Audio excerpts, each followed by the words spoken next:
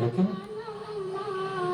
जो देशवासी हैं उन्हें उनके बचपन का कुछ, युवावस्था का कुछ, प्रौढ़ावस्था का कुछ अंश जैसे बिखर सा गया है, क्योंकि उन पड़ावों पर लता मंगेशकर के गीत उनके जीवन में साथी रहे हैं।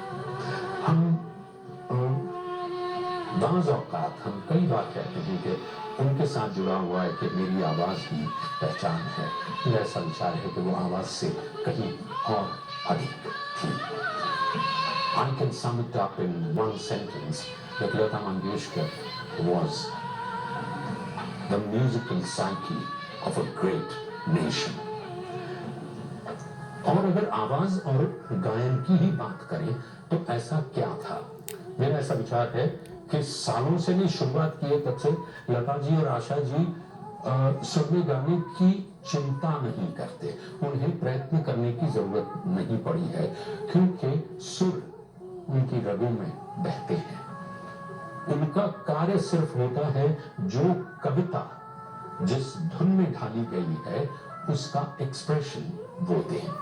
लिखा किसी ने है, धुन किसी ने तरतीब दी है, सुर तो उनके पास है एक परमानेंट रिसोर्स की तरह, ऐसा स्रोत है जो कभी समाप्त नहीं होता, वो उनके पास पहले से ही है। अब चाहिए क्या? तो उसमें जो छिपी भावनाएं हैं बिटवीन द लाइंस वो उजागर करनी है, और वहां उनका दैवी अंश उजागर होता है, मुख्य रूप से होता है।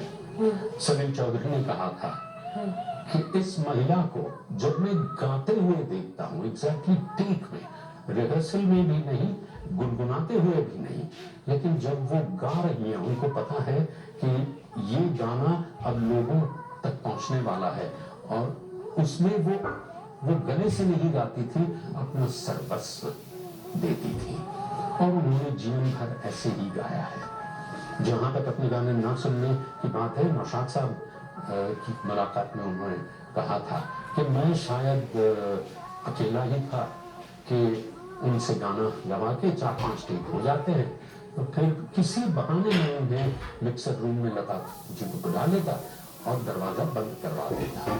अब वो पकड़ी गई थी, जैसे लता जी के शब्दों में, मैं क्या करूं, मैं पकड़ी जाती हूँ, खास करके नौशाद साहब की रिकॉर्डिंग में। तो कहते कि देखो हम इत्मीनान से 5 टेक सुनते हैं, किसमें से कौन सा हिस्सा लेगा। और लता जी कहती थी कि मुझे बड़ा बुरा लगता कोई हिस्सा चुनना, क्योंकि मुझे पता है इससे तो बेहतर गाया जा सकता था। और आप जानते हैं